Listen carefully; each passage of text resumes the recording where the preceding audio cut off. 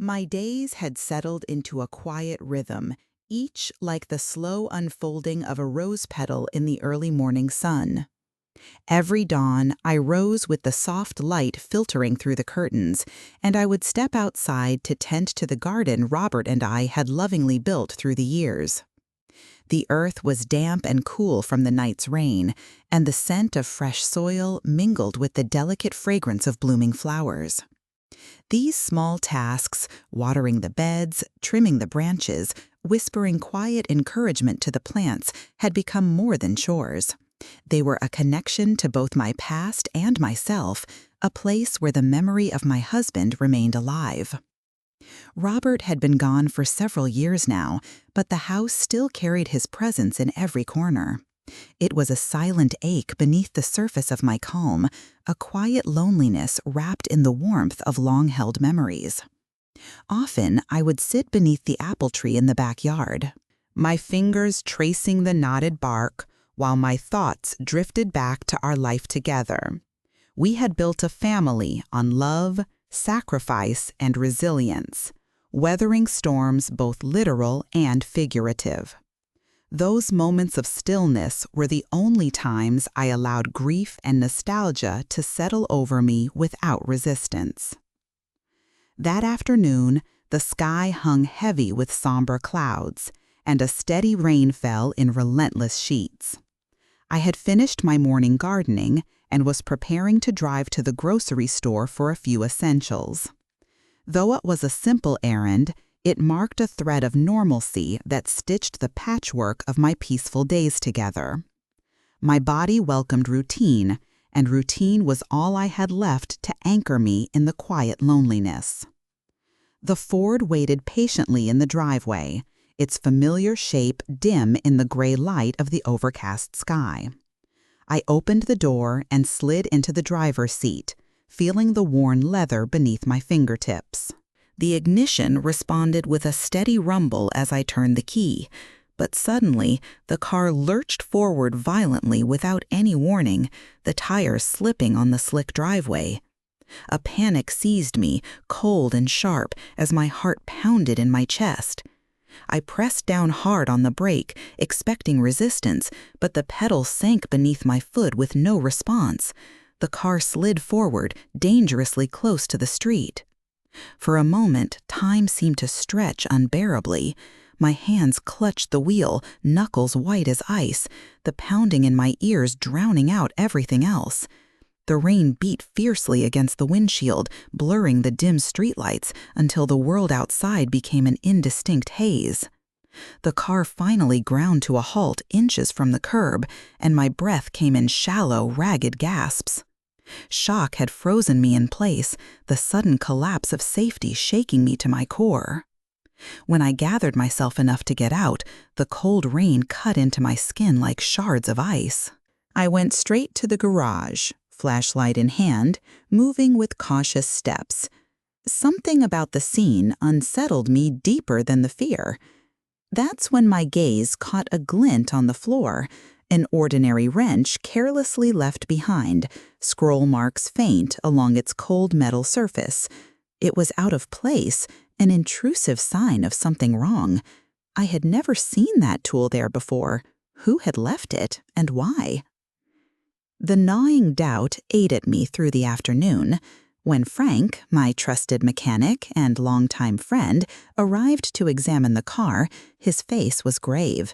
He didn't speak much at first, but the seriousness in his voice when he finally stood and looked me in the eye was unmistakable. "This wasn't an accident, Margaret," he said quietly. "Someone's been tampering with your brake lines. It was deliberate. Someone wanted to harm you." The words fell over me like a cold, hard wave. A suffocating mixture of disbelief and betrayal tightened around my chest. I felt the familiar presence of pain, but it was laced now with something bleaker, anger with a quiet, burning edge. My thoughts immediately turned to Jason, my son. His face surfaced in my mind, a complex storm of past smiles and current greed, of entitlement that had grown darker with time. The very idea that he might harm me, his own mother, the woman who had sacrificed everything for him, was almost too heavy to bear. It wasn't just the mechanical sabotage that hurt, but the breach of trust on which my entire world once rested. His growing hunger for my money, the way he looked at me sometimes as if I were a possession rather than a parent, the way Sarah, his wife, seemed to encourage his reckless arrogance, they all formed pieces of a harsh, painful puzzle. How much had I missed? How long had they been planning this betrayal in silence? For hours, I sat on the cold, rough floor of the garage, the wrench heavy in my hand as the rain whispered against the windows. Tears threatened, but I swallowed them down. I could feel the old weight of sorrow pooling inside me, and yet beneath it, a new feeling took hold, a quiet, fierce resolve. I was not going to crumble under this treachery.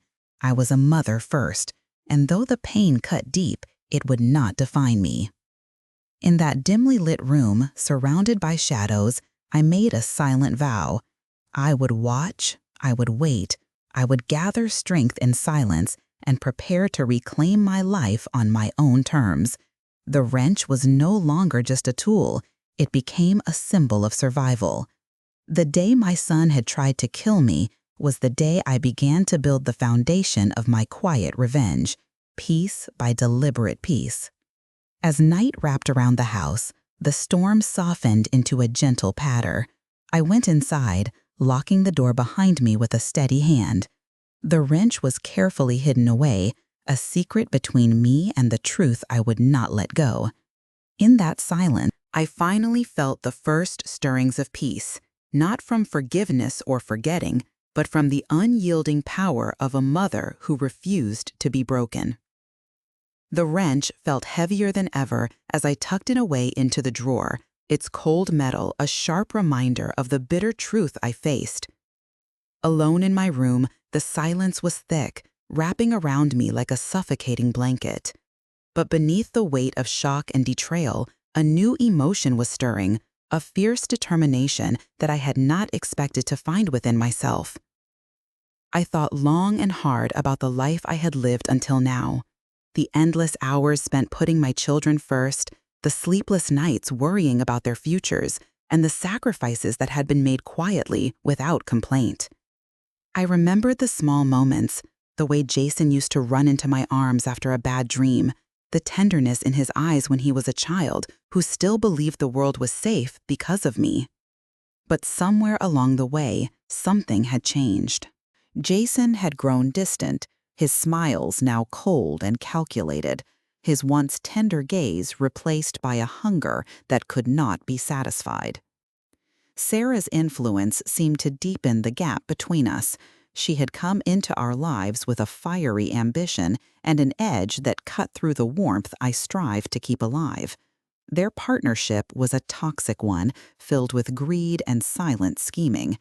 I had glimpsed it in the way they exchanged quick looks behind my back, in the quiet conversations that stopped when I entered the room.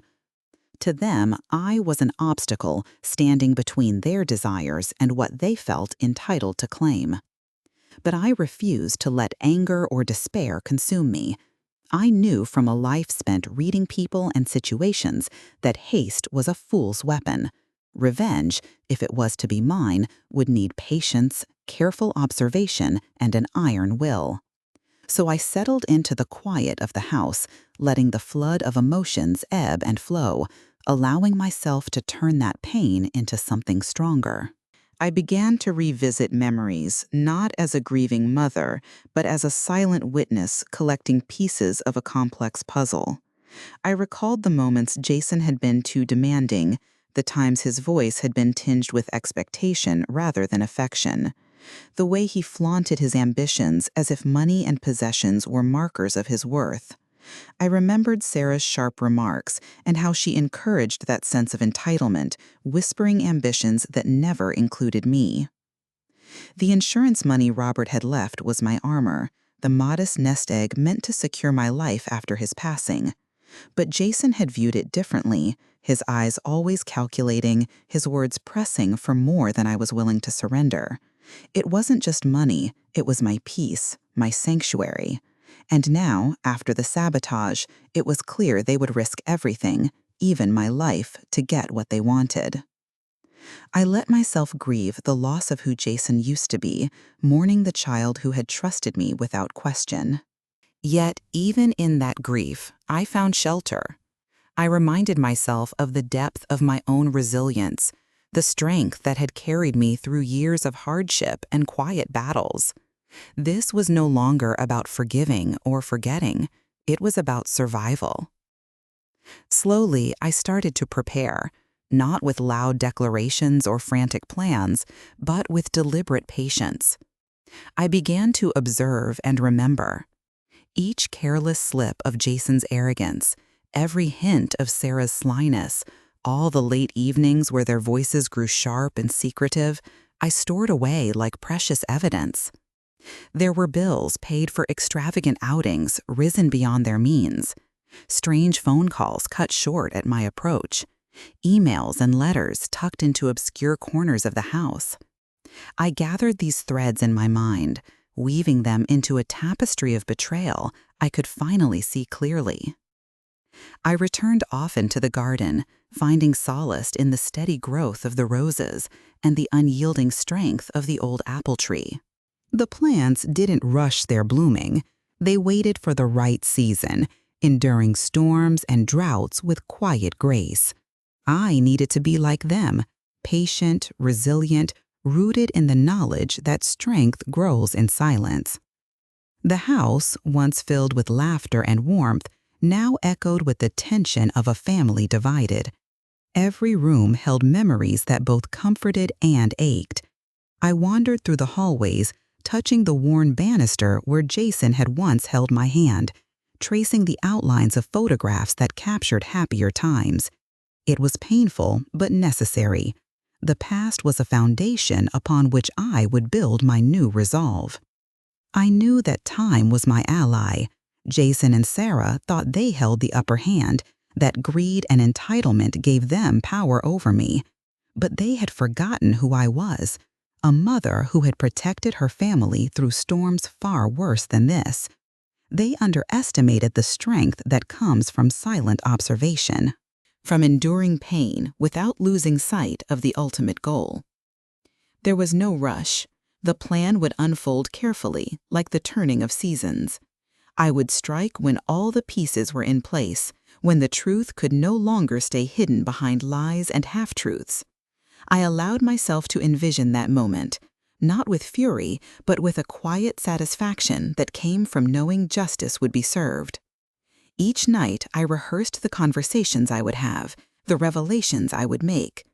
Jason's arrogance, once his shield, would crack under the weight of undeniable evidence. Sarah's smirks would vanish in the face of truth. I was ready to reclaim my home, my dignity, and the quiet peace I had earned. The reckoning would be mine, not loud or reckless, but deliberate and complete. In the deep solitude of the house, I whispered to myself the words that had become my mantra. Revenge tastes sweeter in silence. And I was ready to wait, to watch, to reclaim what was mine by right. Not with anger, shouted into the void, but with the steady, unyielding force of a mother's love turned determined resolve. This was not just about money or possession. It was about justice, about rewriting a story that had been broken by lies and betrayal. And I would be the one to tell it on my own terms, with patience, with dignity, and with the quiet power of a woman who refused to be broken. The day I called Frank marked the start of a crucial turning point. He had been my trusted mechanic for years, the kind of man who moved through his work quietly but with an unerring precision. His calm demeanor was a balm to my frayed nerves, and his sharp eyes always seemed to catch what others missed. When I told him about the tampering, my voice was steady, though my heart pounded beneath the surface. I didn't name Jason outright. I didn't need to. He understood. When Frank arrived, his expression tightened with concern as he trailed me into the garage. The air was thick with tension as we examined the brake lines, fingers tracing the evidence of deliberate sabotage. Frank's skill and experience made the truth undeniable. "This was no accident," he said quietly. "Someone cut the brake lines on purpose, and it could have killed you." His gaze locked with mine. "Do you have any idea who might have done this?" The name rose bitterly to my tongue. My son, Jason, and his wife, Sarah. The words felt like acid, but they were the truth. They've been pressing me for more than I'm willing to give, more than they deserve. Frank's nod was slow, weighted by the gravity of the situation. "You have to be very cautious. This isn't just about the car. Your safety is on the line." He glanced toward the house, as if sensing all the silent warnings locked behind closed doors. From that moment, Frank became more than a mechanic. He became my silent ally, a watchful protector standing beside me in a world that suddenly felt dangerous. Together, we began to gather what proof we could. The car was examined over and over, careful records made of every twisted bolt and cut wire. But this was more than just a matter of parts and pieces. It was a war of wills, and I was learning to fight with patience and strategy. Frank and I plotted carefully. The car, once a device of betrayal, would turn into our trap. We concocted a story of ignorance, playing the part of an unsuspecting mother. In truth, my eyes were sharp, watching as Jason and Sarah moved obliviously into position. Their arrogance, that careless confidence in their schemes and greed, was our greatest asset. Meanwhile, within the walls of the house, I became a meticulous collector of secrets. Each bill for extravagant dinners, every receipt from stores far beyond my modest means, the unanswered phone messages, they all painted the story of Jason and Sarah's reckless ambitions. This knowledge, gathered quietly and patiently, would become a weapon. The house had become a battleground of silence. I kept aware of every step, every whispered word that slipped through closed doors. Jason and Sarah prowled freely, believing themselves undisputed rulers of my world. But I observed in silence, knowing that their overconfidence would betray them. I sifted through old papers, too, insurance policies, wills, bank statements, anything that Jason hoped to manipulate or claim as his own. Every careless comment, every loosened tongue in moments of frustration, I etched into my memory like a ledger of their guilt. The car was discreetly sold, a calculated disruption to Jason's plans. Deprived of their reckless tool, their impatience grew, visible in every forced smile and veiled threat. I began clearing out personal effects from the house, too, symbols of a trust that no longer existed, preparing the environment for the inevitable revelation. Each day, my actions were measured with deliberate calm, no impulsive outbursts, no angry accusations, only quiet, calculated moves. I learned to embrace silence with newfound reverence. Tension became my ally as Jason and Sarah grew restless under its invisible weight. There were moments when doubt threatened to overwhelm me. The sting of betrayal was sharp, cutting deep. Yet within this pain, I found a strange peace. The peace born from knowing this was not a blind quest for vengeance, but a just reclamation of what was mine. Sometimes at night, I stood by the window watching rain slide down the glass, the house heavy with secrets and unspoken strained ties. Knowing that my son and daughter-in-law had plotted against me was a grief that throbbed beneath my ribs, but it brought clarity too. In the silence, I found my power. Frank's presence was a steady counterpoint to my inner unrest. His expertise on the mechanical front assured me the physical evidence would stand strong. We prepared for the moment when all would come to light. The severed brake line, the concocted crises, the reckless greed, all laid bare beyond dispute.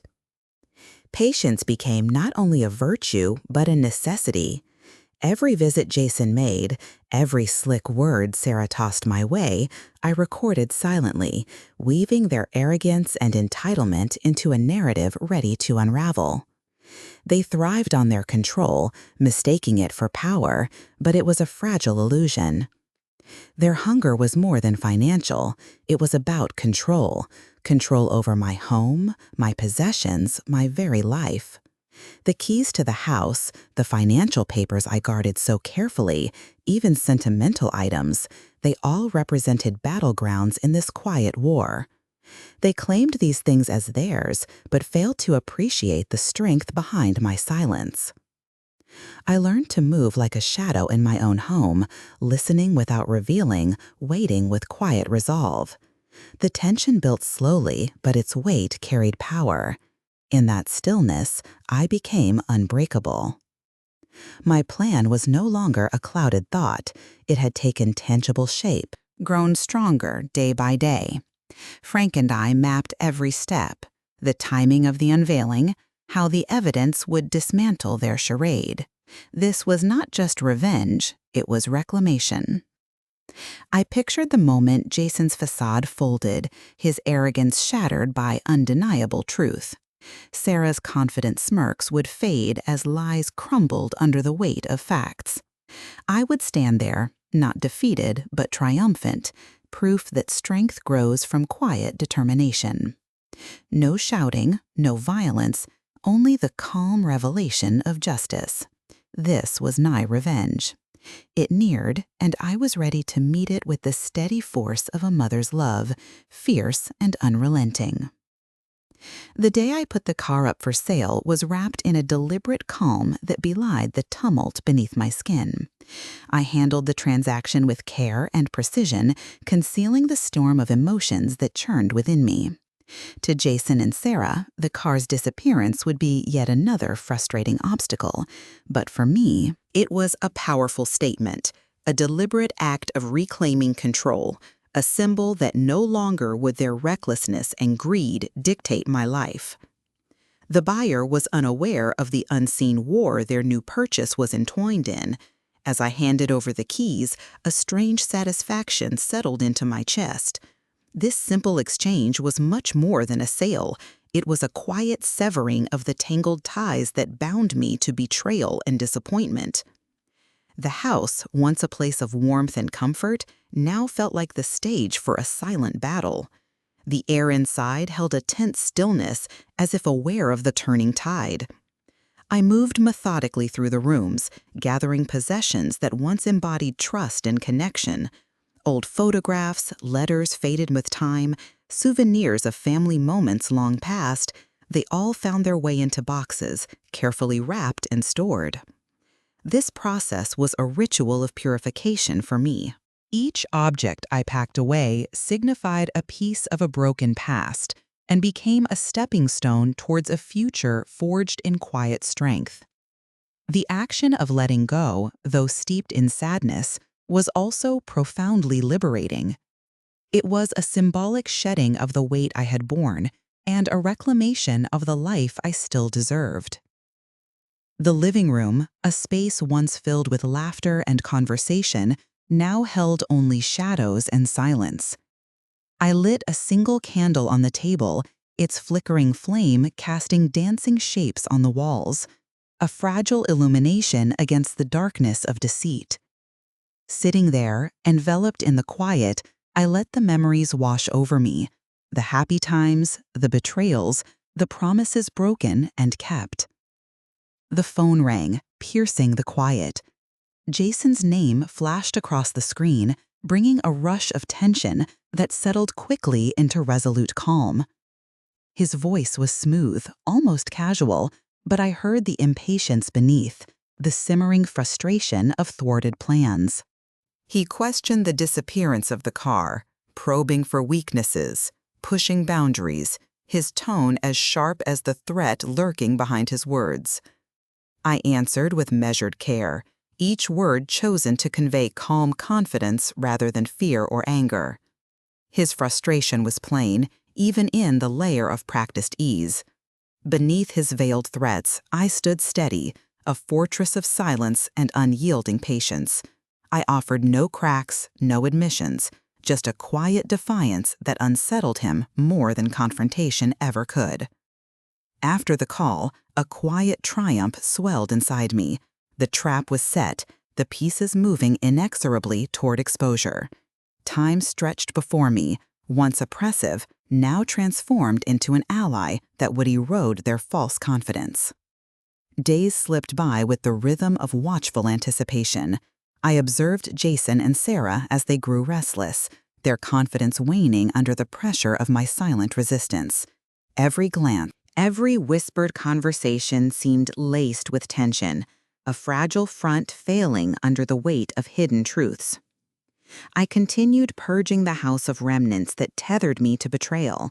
Documents, trinkets, remnants of a fractured trust, they all vanished, carefully removed to clear the space for my new beginning. The solitude I found in this ritual fueled my resolve, a steadying current in the tumult. Often, I sought comfort in the memory of Robert. His unwavering steadiness was a beacon through rough seas, a guidepost reminding me of the strength I could find within myself. Alone though I was now, his lessons lingered, and his love remained a quiet source of power. Preparation extended beyond the physical clearing of space. I organized every document, every bit of evidence meticulously. Frank remained my steadfast partner, lending his expertise and calm reassurance. Together, we fortified the case that would soon dismantle the facades Jason and Sarah had erected. Through patience and vigilance, I embraced a power quiet yet formidable. The shadows of the house became my allies as I rehearsed unveiling the truth, not with anger or accusation, but with the steady, undeniable force of justice. Jason and Sarah's hubris blinded them. Their belief in entitlement and control was their greatest weakness. They failed to grasp the strength born from a mother's quiet endurance and the fierce determination that followed betrayal. I moved through the house unseen and unheard, gathering whispers and watching shadows. The mounting silence carried a weight that anchored me, transforming tension into strength. The plan, once a fragile concept, now pulsed with clarity and purpose. Frank and I fine-tuned every move, the moment the evidence would surface, how it would shatter the lies, and how I would stand, not as a victim, but as a victor claiming what was rightfully mine. In my mind, I pictured the moment Jason's arrogance dissolved, when Sarah's confident smiles faltered before the crushing weight of undeniable facts. I imagined standing calm and unwavering, the embodiment of resilience born from pain and resolve. Revenge would be calm, deliberate, a quiet unraveling of deception rather than a loud collapse. Justice would do its work without need for fury or noise. The reckoning was near, and I was ready to meet it with the enduring strength of a mother's love, patient, fierce, and unbreakable. They arrived without warning, their footsteps echoing down the hallway with the careless confidence of those who believe the house belongs to them. Jason and Sarah crossed the threshold like rulers returning to their domain, unaware that the quiet storm they had sown was about to rise, unmoved by anything but cold inevitability. Jason's eyes glided over the empty spot in the driveway, where the car that had once been a pivotal piece in his reckless ambitions was no longer parked. His forced calm gave way to fleeting irritation, a flicker too quick for most to catch, but impossible for me to miss. Sarah's expression, usually so composed, tightened imperceptibly, betraying the unease beneath her practiced mask. I greeted them with the steady calm I had cultivated over the months, a stillness that belied the fierce resolve simmering inside me. "Good evening," I said quietly, my voice steady as a heartbeat in the tense silence that wrapped around us. Jason's gaze flickered again to the driveway. "I noticed the car is gone," he said, voice smooth but edged with something colder. "Did you sell it without telling us?" "Yes," I answered plainly. It was time. A silence fell, thick and expectant. The weight of the moment settled on us all, though only I was fully aware of the unveiling that awaited them. We moved into the living room. I had prepared every detail meticulously, the folders stacked on the coffee table, holding months of gathering proof and quiet patience. I settled into the chair, my hands resting lightly on the evidence that would soon unravel their carefully constructed world. Jason sat opposite me, his confidence showing faint cracks. Sarah remained standing, the tension in her posture unmistakable. They exchanged glances, but neither spoke. "I need to tell you both some things you have not wanted to hear," I began, my voice low and unwavering. "There are truths that have been buried under lies and deception, and it's time they come to light." Jason's eyes narrowed, a flicker of suspicion and annoyance crossing his usual arrogance. Sarah's lips pressed together, the calculated smile slipping from her face.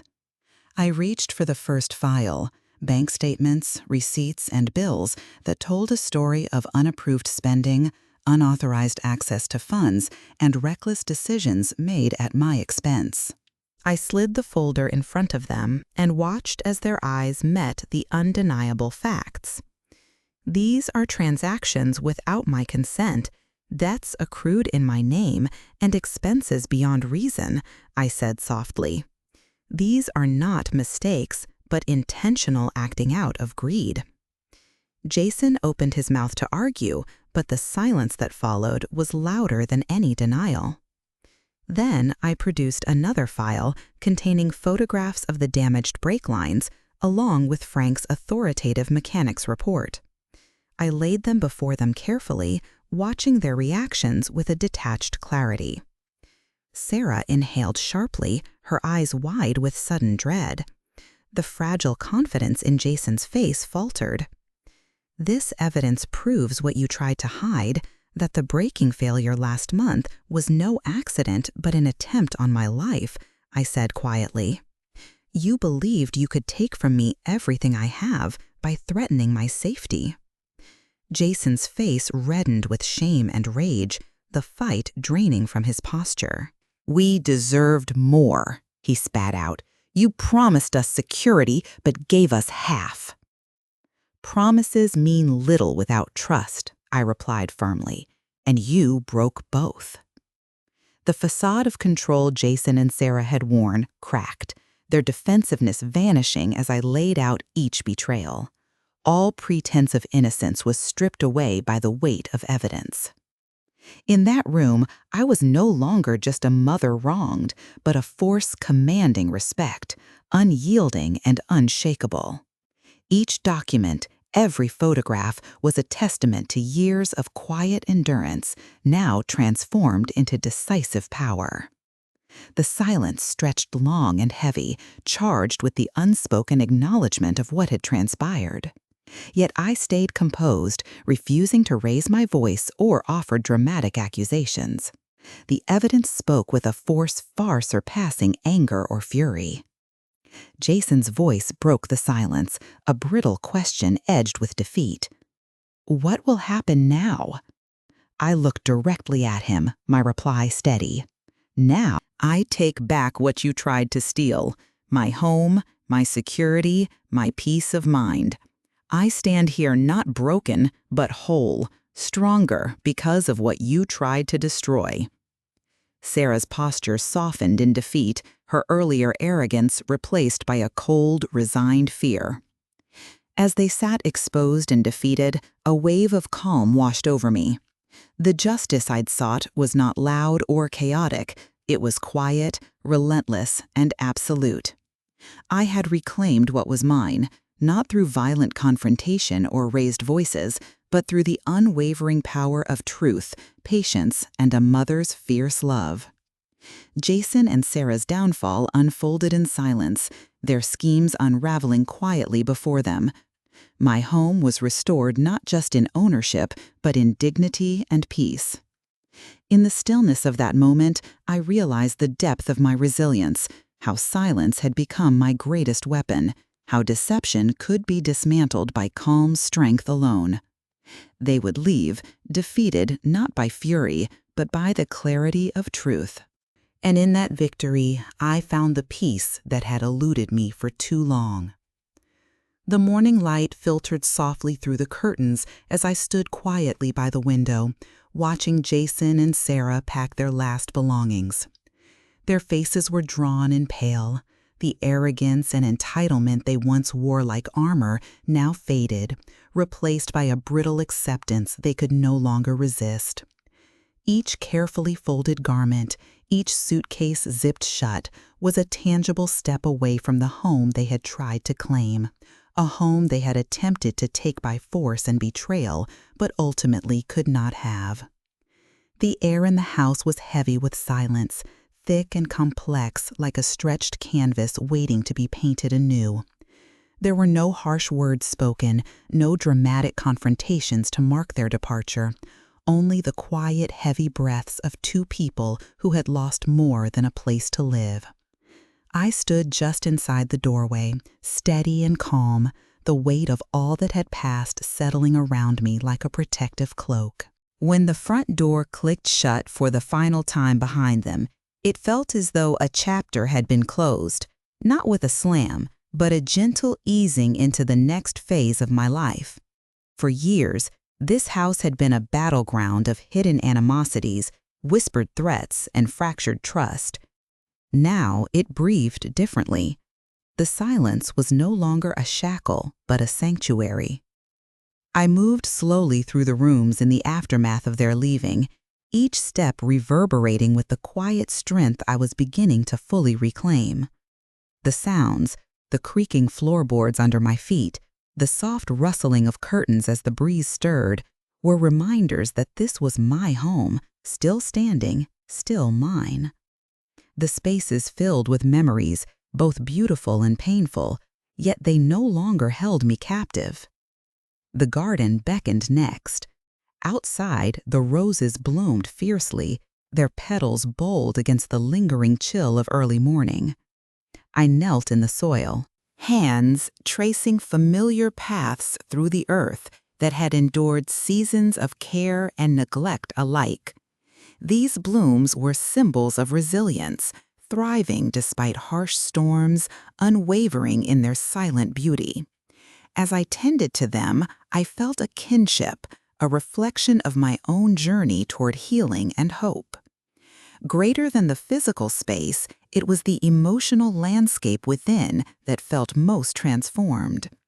The tears that slid down my cheeks were not of sorrow, but of release, of letting go of the burden that had dragged at my heart for so long.